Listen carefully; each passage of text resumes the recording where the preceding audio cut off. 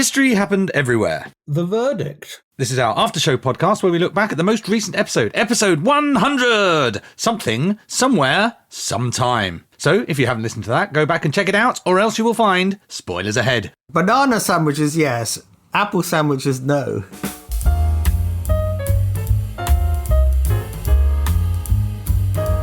Hello, my name is Pete Goddard and I'm here in the HHE studio with the canary to my coal mine. It's Mr. Ryan Weir. That's because I'm cheap. You are indeed. Yeah. And as ever, we are also joined in the studio by the dazzling, delightful denizen of the podcast, Judge Dersley.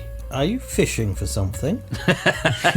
You don't usually use positive adjectives for me. Big episode. Thought it might have put you in a good mood to start out with. Let's see how we go. Makes me suspicious. Well, it was a big and unusual episode. We covered 2 different times, places and topics as a celebration of our 100th episode. But Ryan, I've kind of forgotten because I was so drunk on champagne after the episode, anything that we talked about. So, would you be able to remind us in about a minute or so? Yeah, I mean, I can totally do that, but when do you want me to do it? Now!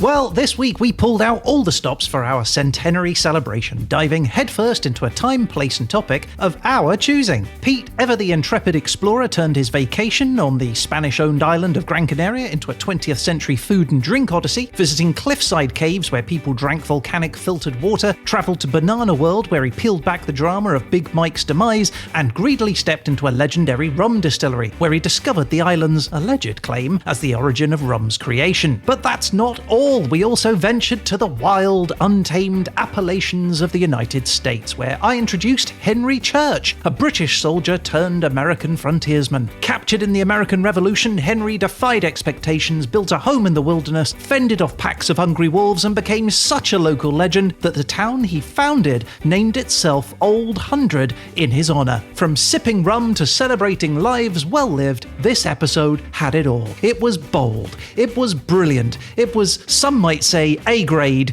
It was something, somewhere, sometime.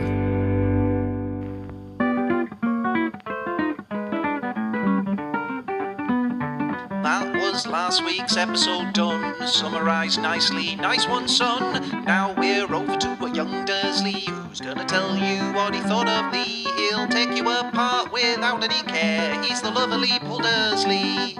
The lovely Paul Dursley. Ah, yes, it's all come back to me now. What a marvellous episode, and you're right, very much meriting an A grade, but that is not in our hands, Ryan. That is in the hands of the judge himself. So, Paul, can I briefly interrupt here? Oh dear. Oh dear. Every time A grade is mentioned, I will deduct a point. Righto. Right. Right, Pete, do not mention A grade. Absolutely not. So, 1. I just wanted to ask Judge Dersley, did you have a good episode? 2.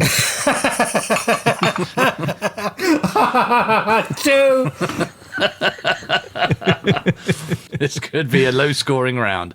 But seriously, Paul, did you enjoy the episode? What were your first impressions? I liked the juxtaposition of the 2 stories. It was interesting, the actual being there and the 100 place. Yes, 2 very different approaches to the 100th episode there, wasn't it? I was quite lucky in that I did have a trip already planned, so I could kind of leverage that. But Ryan, you came up with a town called 100, which I was quite impressed by, because my early Googlings didn't really find me anything quite that interesting. Yeah, well, I mean, I did intend to actually go and visit a place myself, and everything was all booked, ready to go, and then life got in the way, and unfortunately I wasn't able to make it. So I had to do a last-minute scramble. Are you going to tell us where you were going to? No, because I might do that for another episode.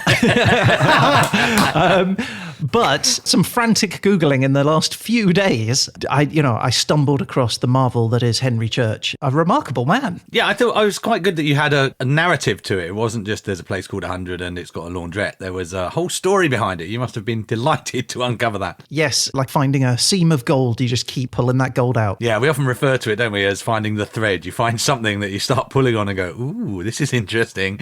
That's always a really fun moment in the research. Unless you do that and you end up without a jumper. That does also happen metaphorically and literally. But it is a place I'd like to go to, though. I'd like to visit Old Hundred. Did you email the mayor of 100 or anything of that nature? I did not email the mayor of 100, and I haven't heard from anyone from 100. But then, given that the population is 300, I'm surprised they haven't heard of us. But Pete, you have been to Gran Canaria, and what was it like going on mission? It was really fun, actually, because, I like to learn things when I'm on holiday anyway, but it really gave me a drive to investigate stuff much more deeply. So those interviews, I managed to get one of them arranged beforehand, but the others, I would just show up to places, and if there was a guide, I'd say, well, can you give me a few minutes to tell me about your place? I'd recommend it as a way of travelling because it makes you kind of get out and about and talk to people and engage with people when, oftentimes you feel a bit shy or you don't want to. Well, that's your challenge for this year coming up. It's you need to visit every place that you find, even if it's the Paleolithic in Cambodia. Yeah. You just need a budget and then you can do it. Yes, I think that budget, that might be the bit where this one falls down, if I'm honest. So what, you want places that EasyJet flies to? Yeah, if you don't mind. That could be a new version of the Dersley. Anything that we can get to for less than 100 quid. Oh, well, by the way, what's EasyJet like? I've never been on them. Do you mean commercial airlines, or do you mean specifically EasyJet? This is because Paul is carried everywhere on a palanquin. Have you been to Gran Canaria, Paul? No, I've been close. I've been to Tenerife and the Whistling Island. Okay. Did Pete's stories take you back? Did it remind you of your time there? Not really. Well, it was a different island, so very culturally distinct, clearly. Clearly.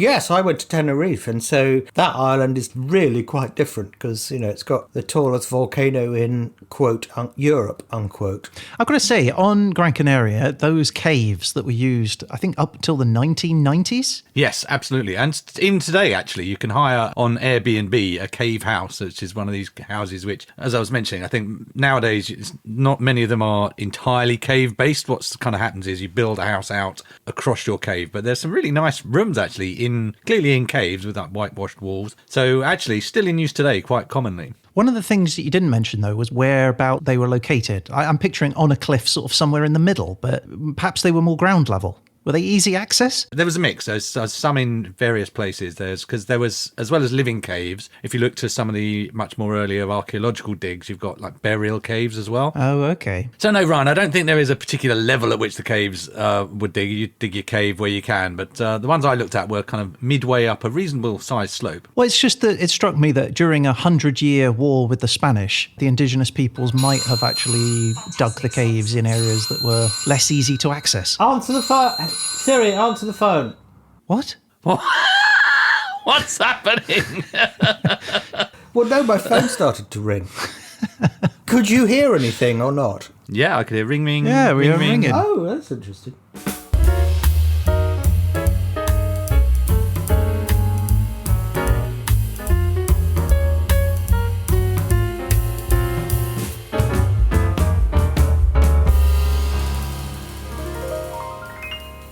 Okay, guys, so I told you obviously about Henry Church and what a remarkable fella he was. I know it. I know it. Well, I don't think he sounded like that if he came from the Suffolk coast. After 60 years, he might well have done. Maybe. He was there for a long time. So we spoke quite a bit about how he was good with agility and could sneak through enemy lines, evading the enemies and all that sort of stuff to go and spy. But then we talked about him being imprisoned, then him being released. Well, after he was released from the prisoner of war camp, he was forced, along with all the other British soldiers, to swear an oath of allegiance to the United States, or he had to leave the country. Now, he didn't want to leave the country, but he also wasn't going to swear an oath to Johnny Foreigner. The enemy, essentially, wasn't it? Exactly. Good man. But something came along later on in his life which forced him to reconsider. And that was in 1812, when Henry was in his 60s, he received word that he was being called to serve in the United States Army. In the War of 1812, yes, of course. Yeah, he'd been called to serve in the army as part of a military draft in a new war, essentially a second war of independence with the British. And because he'd been in America for as long as he had, he did feel some semblance of, honor in the sense that he should protect his homeland. This was the land that he had worked on and he had tamed, he'd built his family here. And so he grabbed his rifle and he said a teary farewell to Hannah and to his children, and he set out ready to go and play his part in the war effort. But fate had other plans for Henry Church, because just 6 miles from his home, when he received word that a peace treaty had been signed and the war was over. Oh, no. So he just turned back round, walked home, entered the door of his cabin and went, all right, that was that. That was his war experience. I'm back, baby. I'm home. And that was the end of it. He hung up his rifle and he never fought again. So there you go. An ignominious end to his war career. Be safe, darling. I'll see you when you come back. 2 hours later. Hi. Hi, everyone. It's me again. Meanwhile, there's Hannah shacked up with the milkman. Yeah. Yeah. Well, I'll be honest, I was not expecting you back this early.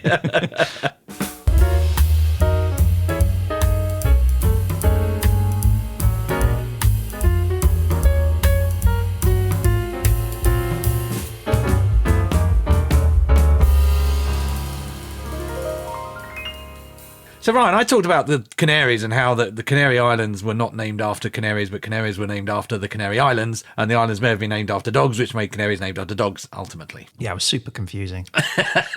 Yeah, sorry about that. Not helpful. I had some thoughts on that, and there are a number of other ones, aren't there? My favourite is Brazil. Go on. Well, which came first, the nut or the country? I'm going to say the nut came second. Incorrect. Brazil was named after the Brazil nut. Huh. So someone's got a Brazil nut in their pocket and they go to Brazil and they go, there's loads of Brazil nuts here. I'm going to call this place Brazil. Brazil nuts are notoriously hard to open. Must have been a nightmare back in the day without a nutcracker. Well, yeah, and the prize is not worth the effort, in my opinion. Yes. No fan of the Brazil nut. China, I suppose. Which came first, the pottery or the country? Well, that was definitely the country. Yes, okay. I thought I'd throw that in and see whether you... Why is there nothing called Britain? Britain hats or something? Well, they think that the word Britannia or Pritani, which is probably the original one, actually means the tattooed ones. After the woad that was tattooed on early Britons. But isn't Great Britain itself not named after its own place, but actually Brittany in France? Well, no, I just told you what it was. Fair enough. But surely Brittany is the diminutive of Britain. Write in with your answers.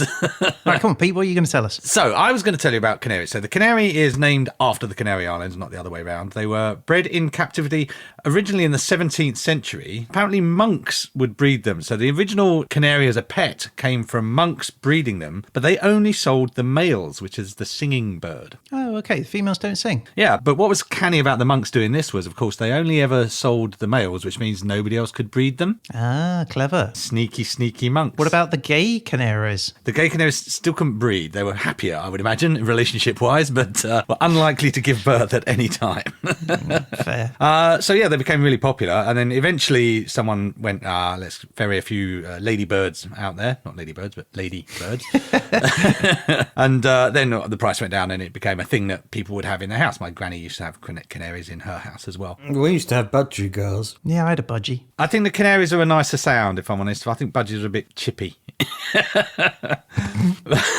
But the canaries obviously were put to work as well, famously. Paul, canaries at work would do what? Well, if they died, there was carbon monoxide in the underground. Exactly. So you would take a canary down into your coal mine and they'd be the first to kill. Well, actually, they originally started doing that with mice, but the canaries replaced the mice because they made more of a fuss when they were dying of carbon monoxide poisoning. Oh. So you would notice, because a mice, I guess, would expire quietly, whereas a canary would be like, oh no, this is bad, and would make a fuss, and you would notice that there was a problem in hand. But what really astonished me is, when do you think the last time a canary was used in a coal mine was? 1986. It was 1986. I was shocked by that. I kind of thought it was a 1920s, 30s kind of thing. No, they always kept canaries right up until the end. So they must have had like a massive aviary full of canaries that you could just go and grab a canary, or did you take your own canary? Did you have to supply your own canary it work? These are questions we need. Maybe Yeah. we should go back to the Cardiff Mining Museum and ask those guys there what the situation is, canary-wise. Yeah. But how long do you get? So if the bird dies and you're half a mile underground, do you think, God, okay,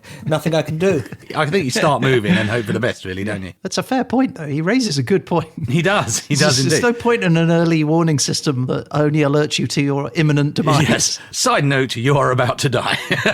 Yes, and so carbon monoxide, you just end up falling asleep. So Anyway, that aside, canaries as household pets and as showbirds, in fact, are a thing because there are competitions. And the COM, which is the World Championships of Canaries, and they have like up to 20,000 birds together. They do, and they sell for a lot of money. This is actually something that I know something about. Finally. Well, so my uncle used to show canaries at these very exhibitions, and yeah, they used to sell for loads of money. we have budgie smugglers and canary showers. Yes, exactly. So he had a garage which he'd converted into an aviary, and he bred canaries to exhibit and to show and to sell as well. But my main memory of this as a young boy visiting his little canary aviary was that when the canaries were born, he would rear them and, feed them and stuff. But the ones that didn't come up to snuff, he would break their necks and my discard their corpses. Oh, dear. He cried every time, apparently. He cried every time. Yeah. Oh, no. I know. I was It's looking terrible, for a isn't funny it? story. That's just No. horrifying.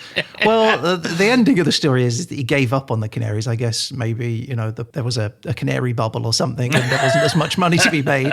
And he ended up moving into koi carp. So, he started breeding koi carp instead. And what did he do to the inferior koi carp? Yeah, it's harder to break their necks. Very popular man with the local cats. Anyway, there you go. Uncle Alan. That's really interesting.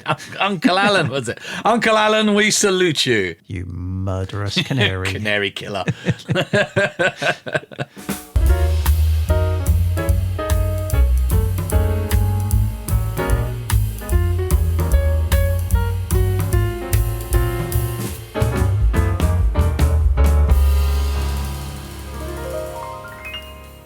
All right, so when we talked about the town of 100, you know how I mentioned the hills that surrounded it were very popular with bootleggers in the past? Yes. Yeah, so they were out there making illegal alcohol, which was known as moonshine. But moonshiners were seen as something of folk heroes back in the day. Obviously they were up against the law, and their exploits became the stuff of legend. There was one moonshiner who became so ingrained in American culture, you will probably be aware of him. His name was George Washington.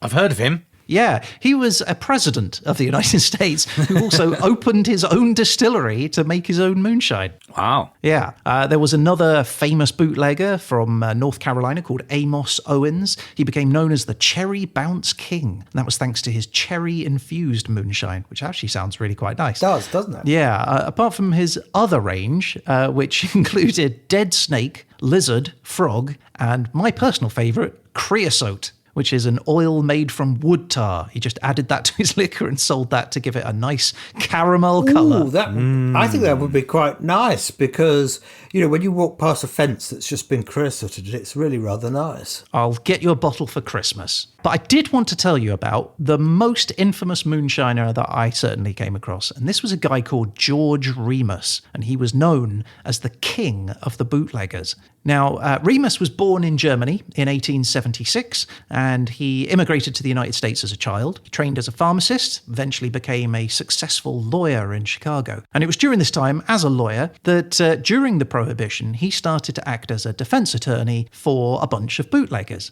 And he started to notice one thing in common with each of these bootleggers, and that was how much money they were making. And so he decided he was going to start doing bootlegging himself. But instead of becoming a criminal, he decided he was going to use the law against itself. And so he used a loophole that allowed him to purchase and sell whiskey for medicinal purposes. Exactly. And so in 1920, Remus moves to Ohio, where he buys up a bunch of distilleries and warehouses that had obviously closed down because of Prohibition. And he sets them all up. He legally obtains a license and he starts to produce and distribute medicinal whiskey. Now, all of this is above board. Remus, however, decides that he's got another hidden agenda, and that is he started to coordinate the hijacking of his own shipments. Basically, he hired a bunch of goons, told them where his trucks full of booze were, and then they would hijack them, steal the booze, and then go and sell them on the black market. Pretty clever, right? So absolutely, yes. You're making the market, making it a scarce good. Yeah. So over the next few years, he builds up this highly organised business. He has this large network of employees. And in fact, at his peak, Remus controls 35% of all the liquor that is illegally sold in the United States. But rather than sitting back and just enjoying all of this wealth that he's accruing, Remus loves being in the spotlight, and that is his undoing. It's not great in a criminal, as has been. It's not great, no. He starts living literally like a king. He refers to himself in the third person, saying things like, Remus does what Remus wants. He starts throwing parties where guests get diamond jewelry and luxury cars as gifts. He builds himself a literal palace, which he names the Marble Palace, and he fills it with priceless artworks. Now, as you can imagine, this draws the attention of Johnny Law, and he is eventually arrested and sentenced to 2 years in prison. Now, this is where his story gets interesting, because during this time, his operations continue in the form of Imogene, his wife. Wow. Now, she is put in charge of everything, right? She's running the whole operation. But unfortunately for Remus, while he's behind bars, she falls in love with a guy called Franklin Dodge. Franklin Dodge is a federal agent who had been sent to investigate Remus's crimes and had put him behind bars. I'd watch the movie of this. Yeah, exactly. So together, they sold off his property, they siphoned away his fortune, and they plotted to keep him behind bars by bribing witnesses to testify against him. Amazing. Now, eventually, Remus does get out, and he is clearly furious. And so he divorces her, he takes her to court, and in front of the courthouse, in broad daylight, he shoots and kills her at point-blank range. Oh, he is not a man capable of getting away with his crimes. Remus does what Remus wants. Now, Remus is arrested, but given his experience as a lawyer, he decides he's going to represent himself, which was a good idea because he was acquitted by a jury after only 20 minutes having pleaded temporary insanity. Remus was mad. But he was also a free man. And so he left the courthouse, his reputation ruined, his fortune gone, his empire disbanded. And so he moved to Kentucky, where he just lived out the rest of his life in a quiet and modest town as just a regular member of the public. He died in 1952, aged 77. Good Lord, what a story. I think that's actually one of the best stories you've had.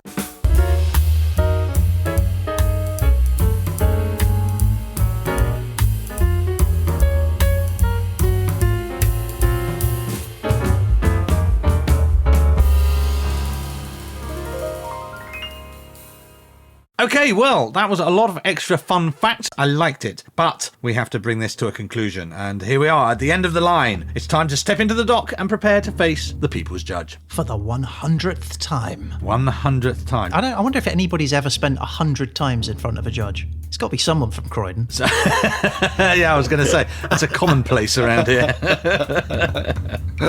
Judge Dersley, are you ready to give your verdict? Yes, I think I am. All right, so will the defendants please rise? I have risen. I too. Like Christ the Lord. Your Honour, as usual, may we start proceedings by asking for your verdict on factual content? I think a lot of the facts can't be challenged. Gran Canaria is in the Canary Islands. It is part of Spain.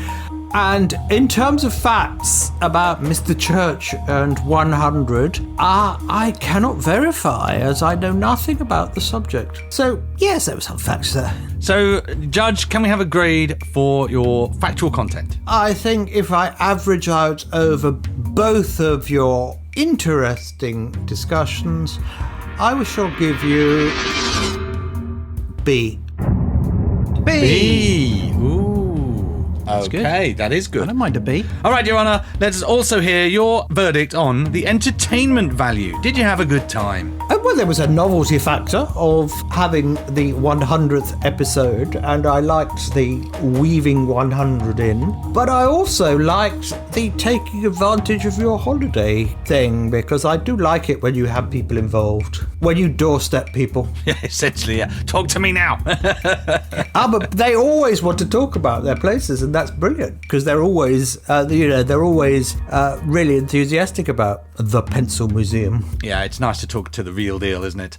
So what is your verdict for entertainment value? I think I will give, for entertainment value, I will give another B. Yay! Double Bs. Nice. Oh, well, now we move on to the ineffable, the mysterious, the nobody quite understands, Dersley factor. I think, as I think you could tell, I'm quite positive about this one in general, and that you actually managed to get this far. And so I might follow your instructions, but I'm going to have to give you A-. A minus. 2 Bs and an A minus. This is exciting stuff. Yes. Everything to play for, Ryan. So we reach the final verdict. Now, before the judge passes his ruling, Ryan, we have an opportunity to enter a plea. If you choose to do so, please do it now. Yeah, I do. Yeah. Are you really sure about this? This is our 100th episode special. That means we've done 100 episodes of HHE Podcast and of The Verdict. So I just want to take this opportunity to say congratulations to you, Paul, for 100 episodes of The Verdict. Thank you very much, Your Honour, for your service. Excellent toadying there, Ryan. I was going to say, I felt that right at the bottom of my stomach, I think. Well, Your Honour, the defendant stands before you. Have you reached your final verdict? Yes, gentlemen, I have. And unfortunately for you, I will give you B+. Yay! Woo! That's 100. a positive B, Ryan. We did it. That's amazing. That's basically same as an A. Everyone knows that. What I find remarkable, Pete, is that we're celebrating a B+ after 100 episodes. Which implies that we have not got any better at this in 100 episodes.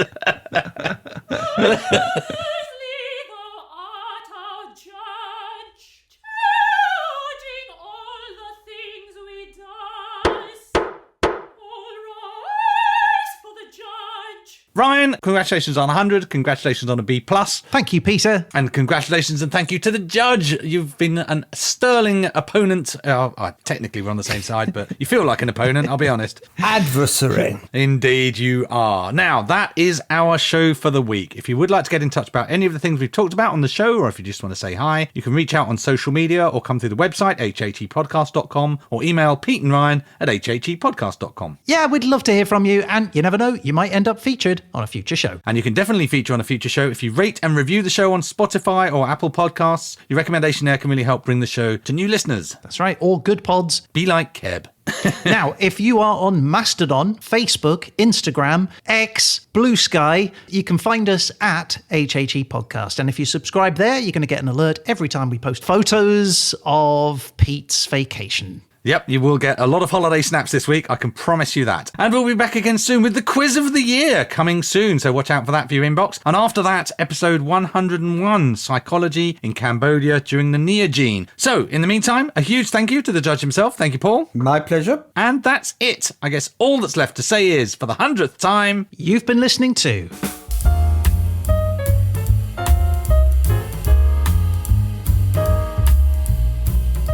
Right, so Pete, I was rather struck by this idea of an apple banana and a blue banana and a red banana. Ah yes, the bananas of all the colours and flavours. So one of the things that I found about bananas is that they're actually classified as berries. Yes, I found this out. Got This was seeds actually... on the inside, yeah. Well, I looked it up, and basically a berry is a type of fruit that develops from a single ovary of a single flower. A berry has 3 distinct layers, an outer skin, a fleshy middle layer, and an innermost layer which holds the seeds, which a banana also does, except that commercial bananas don't have the seeds anymore. Those have been engineered out. And so, yeah, it does actually classify as a berry. So, a little banana berry. Interestingly, strawberries, raspberries, and blackberries are not true berries. No, they're amalgamated drupes. Yeah, okay, so another thing that I found out, bananas don't grow on trees. No, they are plants. Well, they're actually classified as a giant herb. Oh, really? They look like a tree. You look at it and you'd think it's a tree. But each banana plant produces a single flower stalk and then dies after fruiting, which I think you said, Pete. Yeah. Which is characteristic of a herbaceous plant and not a tree.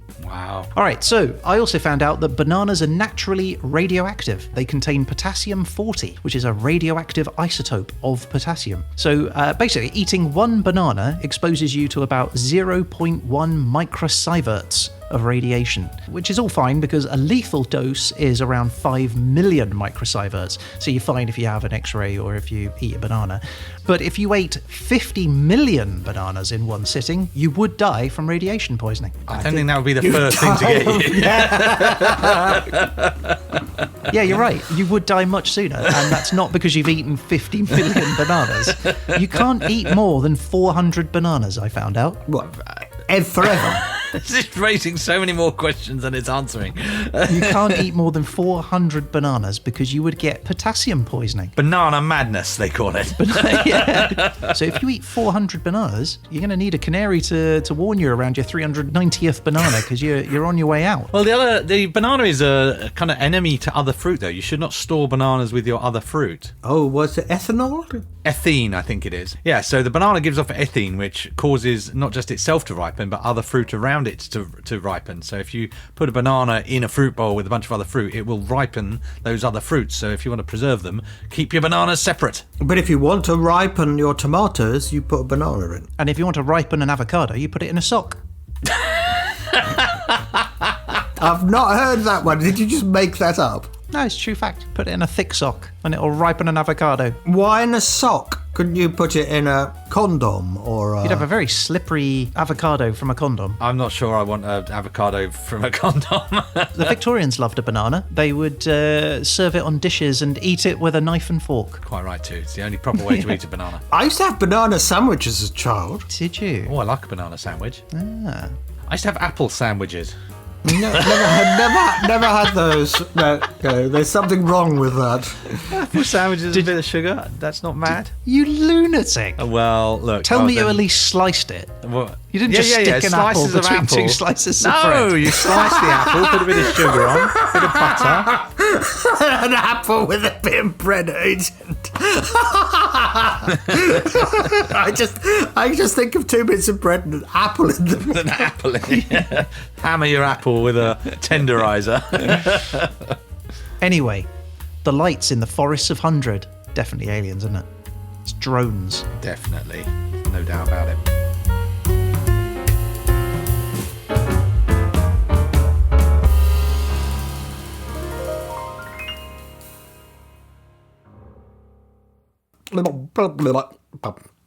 Hello, lovely YouTube folks. This is a special message just for you. Yeah, thanks for listening all the way to the end. Now, if you enjoyed the show, please let us know your thoughts in the comments below. And don't forget to take a moment to hit that like and smash subscribe. Hit that like. Yeah, Smash subscribe. yeah, it's what people say. Do they, though? Yeah, only the cool kids. And you think you're the cool kids, do you? No, we're the cool kids. Oh, yeah, I suppose we are. All right, smash that like button, people. Smash it real good. Oh, yeah. Nice.